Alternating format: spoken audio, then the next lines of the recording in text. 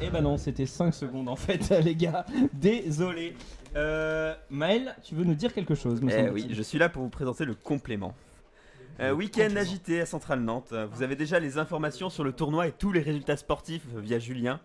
Je vous propose dans ce complément de faire le point sur l'actualité. Et on va bien sûr commencer avec un sujet de société. Donc, société. Regardez, ils sont là, dans les vestiaires, sur les réseaux sociaux. Centrale Nantes fait face à une invasion de dangereux immigrés arrivant de toute la France.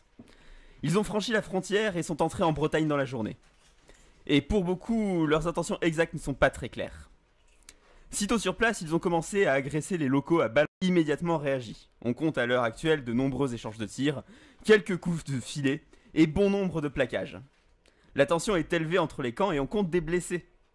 De plus, d'autres quarts de migrants ont été observés et seraient en route.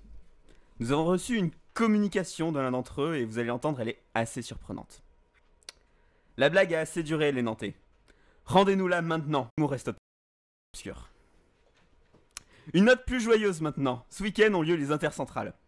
Pour la première fois en 4 ans, l'événement est de retour à Nantes, avec son lot de retrouvailles, de franche camaraderie, et bien que ce ne soit pas l'hiver, de descente à venir.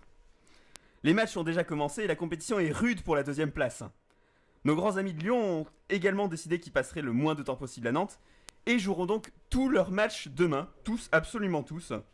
On peut bien sûr applaudir leur courage pour cette décision, en rappelant que ce n'est pas avec du courage qu'on gagne le tournoi. On peut aussi noter que l'administration a fait repartir les moutons la semaine dernière. Aurait-elle pris peur?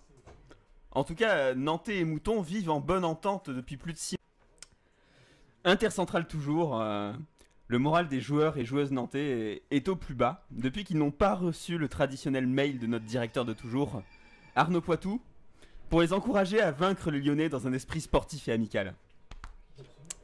Ville l'école maintenant, les serveurs de messagerie auraient été saturés dans la journée.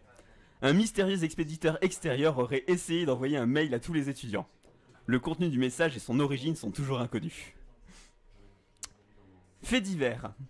Il se murmure que la coupe des Inters serait une fausse. En effet, la vraie serait toujours entre les mains d'Arnaud Poitou qui aurait refusé de la rendre en partant, disant qu'il ne la restituerait qu'en cas de réélection à la direction de l'école. La ministre de l'Enseignement supérieur et de l'improbable d'une victoire parisienne, elle a dit être ouverte aux négociations. Et pour finir, un tour vers l'économie.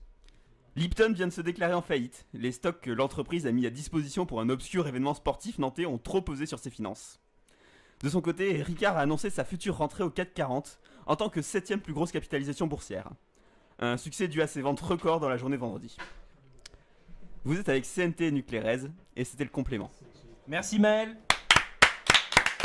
Je remercie très très fort Maël d'avoir fait un petit récap complément de cette